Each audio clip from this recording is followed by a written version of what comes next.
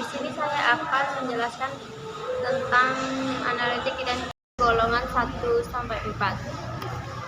Pengertian kualitatif.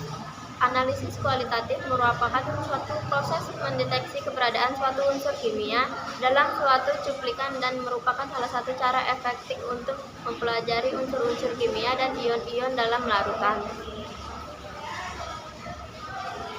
Analisis referensial analisis kualitatif pada kation klasifikasikan menjadi 4 bagian, yaitu golongan 1 membentuk endapan dengan HCl encer. Kation golongan ini adalah timbal Pb, merkurium, Hg, dan perak Ag.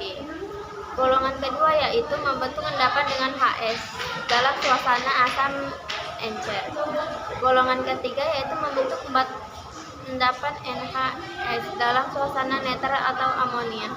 Golongan keempat yaitu membentuk endapan dengan NHCO dengan adanya NH. Kation golongan 1 Pb dan Ag.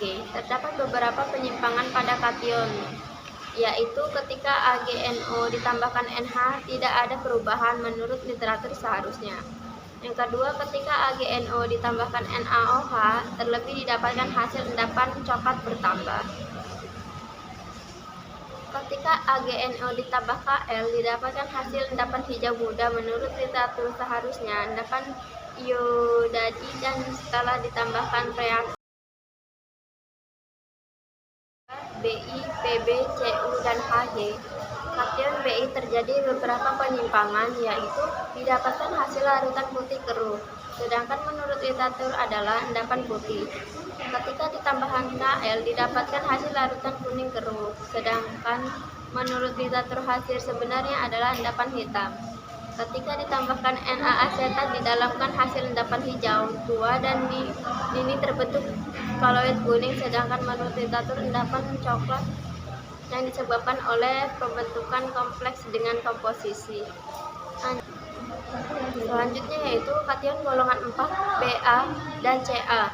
Kation Ba+ terdiri beberapa penyimpangan, yaitu ketika ditambahkan NaOH didapatkan hasil larutan keruh, sedangkan menurut literaturnya tidak terjadi endapan. Ketika ditambahkan NHCO tidak berubah, sedangkan menurut literatur terbentuk endapan putih.